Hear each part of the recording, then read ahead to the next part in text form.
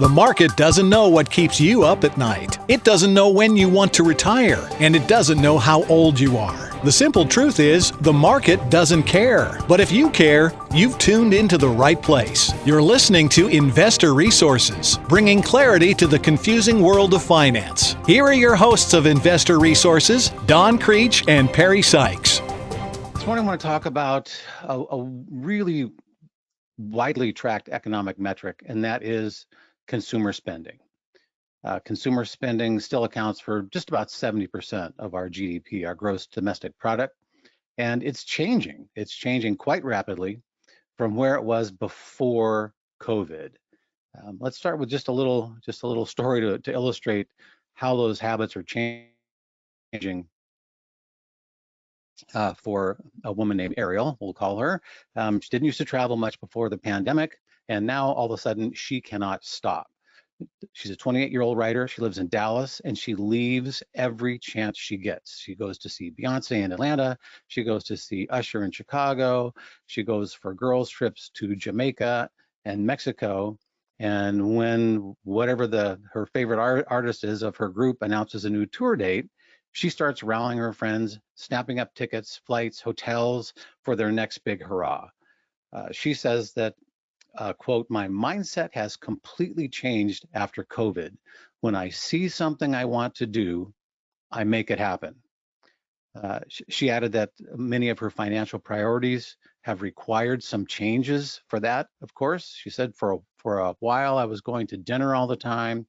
I was getting things delivered, which we all know about. But now she's, as she puts it, now I'm like, I don't want to waste money on that.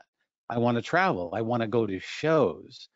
So the nature of our spending is changing considerably, and Ariel is not alone. Whatever you call that, doom spending, soft saving, the YOLOing, that's you only live once. And soft saving, if you see that come up, that is, people are saving, but they're saving for something they know they're going to spend it on. So it's not long-term savings in terms of, this is for my future, this is for my vacation next year. And so it's soft savings. It is savings, but that already has a deadline for being spent. And the coronavirus pandemic response really has changed the way Americans spend money.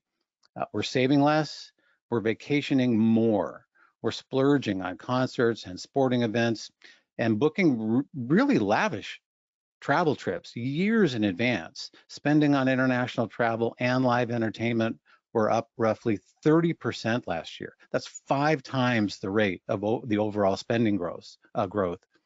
Meanwhile, personal savings at a rate so low we haven't seen since the Great Recession, when everyone was completely out of money.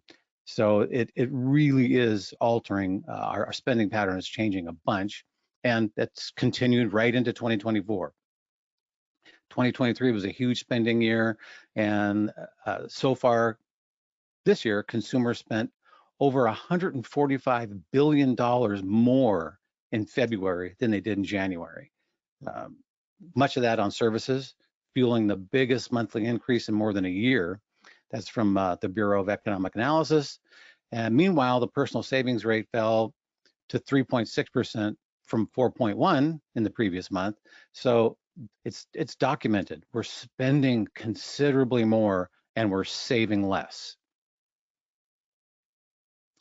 Just like the Great Depression ushered in decades of frugality and austerity with an entire generation that reused everything, saved everything from newspapers to aluminum foil, there are signs that the coronavirus has had the opposite effect.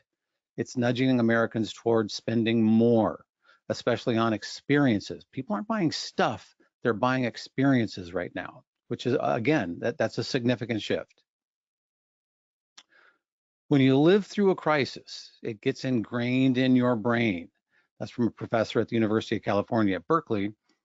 He said, the official economic reports may say everything is coming back to normal, but we are different people than we were before the pandemic. We are still spending at really high levels, but the nature of that spending has changed significantly. Financial shocks have repeatedly reshaped the way people think about money. Depression babies, those that came after the the Great Depression, the stock market crash of 1929, were notoriously mistrustful of banks and financial markets long after the event. People who've been unemployed, even now, are often very, very cautious about spending long after they have a new job. And after the 2008 financial crisis, Americans began saving more of their paychecks to guard against another massive downturn when it was really fresh in everyone's memory. But unlike those financial crises, which led to people pulling back, the coronavirus pandemic has left a decidedly different legacy. The adverse effects of COVID weren't necessarily financial. People got jobs quickly, and the government stepped in with massive support, all of that stimulus money that they just kept spending while they wouldn't let anyone go to work. And so instead, it's about all the things that we were starved for during the lockdowns, just socializing, travel. People are spending money on the things that they missed most. People already had the attitude that you only live once, the YOLOing, but it's been put on steroids. COVID just seems to have been a massive wake-up call. Life is precious, and if you're going to enjoy it, you need to enjoy it now.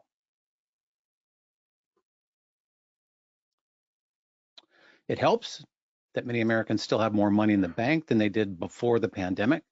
A lot of people got substantial raises during the lockdown. People were getting paid more just to do the same job, just to make sure someone was coming in the door, or they switched to a higher paying job, and it made it possible to keep spending despite inflation. Inflation's up across the board. No one, thinks that didn't happen, but we just kept spending. People's investments and homes, especially investments in real estate, have really soared, giving the middle and upper class households that extra boost. And as of last fall, Americans were still sitting on about over $400 billion in pandemic savings. That's from the Federal Reserve Bank of San Francisco. So the money was still there, and it still is right now. It's dwindling. It's those balances are going down, but people are still sitting on cash. Yet consumers have been saving consistently less since the pandemic. With in particular, there was a drop off last summer, right before the big spending spree hit, and as you can see, pre-pandemic saving levels spiked during the pandemic, but now we're down below where we were pre-pandemic levels. So we are spending more and saving less, and that seems to have set in now. It's become more of a habit than it was previously. A little worrisome twist: families are still spending even if they don't have the money. Credit card debt is up 22%. Since the pandemic, and many more shoppers are turning to the buy now, pay later installment plans for routine purchases. If you've been online buying anything, it doesn't even matter how expensive it is or inexpensive it is. There's almost always a buy now, pay later option. You can stretch out payments interest free, and a lot of people are taking that option. Bank of America card holders, they said, spent 7% more on travel and entertainment than they did in 2022. So even though things were already starting to increase, they're increasing more. European summer vacations, those are particularly popular. 26% increase from the previous year. That's amazing. We've not seen an increase in missed credit card payments yet, though. So now that the credit card load is increasing, it's not causing a problem yet. It's up 22%, but it had gone down so much during the pandemic that we're getting back to more normal levels. Many economists are worried about the direction. We don't like that the credit card's out again, but nobody right now has balances bad enough that they're starting to miss payments or getting into economic trouble. So it's a good thing that they're not in trouble yet. Let's just hope everything moderates prior to people beginning to have trouble making their payments. That momentum, again, carried into this year. More Americans are traveling than they were a year ago. A near record 22% of Americans say they're planning to vacation in a foreign country in the next 6 months. That's double the pre-pandemic levels. So the travel bug has hit, which is a huge twist. I mean, almost a quarter of the people that they talk to are going to be out of the country in the next 6 months. I mean, that's just massive, a massive shift. And with the pain it is to travel, nothing's reduced there. People are going anyway. It's pretty amazing. So that's, again, it's a huge shift in what we're spending money on, but there's no slowdown in the fact that we're spending it. Meanwhile, Live Nation, the parent company of Ticketmaster and the world's largest entertainment company, posted a record $23 billion in sales last year and expects this year to be even bigger. Their chief executive says shows are flying out the door from top to bottom, and we're seeing no slowdown from the consumer. So people are buying those tickets, and as I said earlier, it doesn't really matter where it is. If you need to go to Chicago or Atlanta or New York to see whoever's playing, people are going now. It's just amazing. They're spending hundreds of dollars for the ticket and then thousands of dollars to get to the venue. So the spending is very, very different from pre-pandemic levels. That's something that they just didn't do before. In interviews with those Americans, many acknowledge that they are financially better off than they were a few years ago. But just as importantly, or maybe more importantly, it said they're spending differently. They're cutting back on the midweek restaurant visits, for example, or they're buying fewer clothes in favor of big ticket items and especially memorable experiences. That's what they're shopping for. So they're spending more, but they're spending it on substantially different things. Those types of trade-offs, economists say, are likely to continue as households settle into the new habits. It's become a pattern that is, you can count on it. Families are canceling streaming services, HBO Max, Disney Plus. They're canceling those subscriptions. They're ditching grocery delivery, and they're even getting rid of their Peloton, which they were hoarding in 2020. You couldn't get them. Everybody had to have one.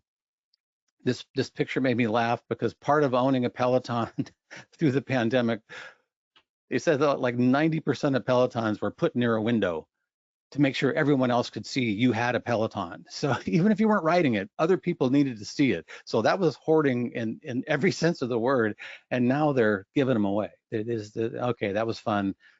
Don't need that Peloton anymore. Again, they're trading in the stuff for experiences.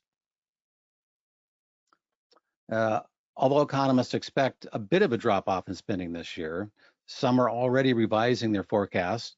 Fitch Ratings, who we've all heard of, for example, now expects consumer spending to grow by 1.3% in 2024, even after inflation, more than double what it initially predicted. And so consumers are poised to keep tapping into savings, they said, which is expected to support spending well into 2024. So they're thinking we're still on the spending ride and things aren't going to end quite yet. Things are still going quite fine and are probably going to stay that way for now. The biggest surprise is the rush of travelers in their mid-20s. It's far younger than the usual clientele. They say Gen Z has a very different attitude. They're not going broke on Gucci or takeout. Instead, they're squirreling away for travel. And they're already planning next year's big trip. And the trips are getting bigger. They have more and more people. There are examples where we're going to go see all of Italy, or we're going to go island hopping in Greece. We're not just going to go to one place. We're going to go to 5 places in Greece, or we're going to go tour France, many stops in France. And these are big trips years in advance. And the bookings are filling up. So they're going, and like I said, the mid-20s, they're going significantly younger than they used to. It's unclear, of course, exactly how long this new era of experience spending is going to last. Though economists say it's likely going to take a major shock. We're talking widespread job losses, a significant recession to get Americans to rethink their spending. You're really going to have a crash in employment to derail this consumer. The spending is not just a mirage, it's a fundamental change, and people both are settling into that habit and they're liking it. So that's saying this is going to stay this way for quite a while. So consumer spending is more than worth keeping an eye on.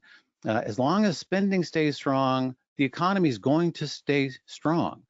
For a while there, the Fed was really trying to get consumer spending to be reduced with their raising interest rates.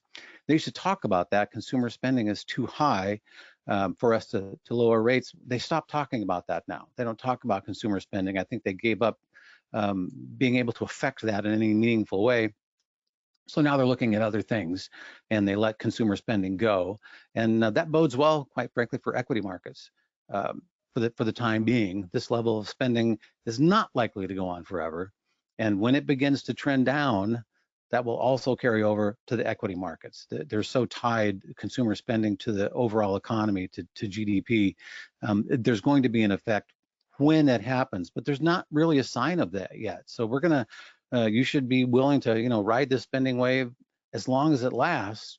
Just don't ignore negative changes when they come, and they will. So when this slows down, it's going to be time to change possibly where money's invested and how long it stays. But you don't want to hang around too long, because when it changes, just like this has all been positive, when it goes negative, things are going to get negative, and it's going to be time to react to that.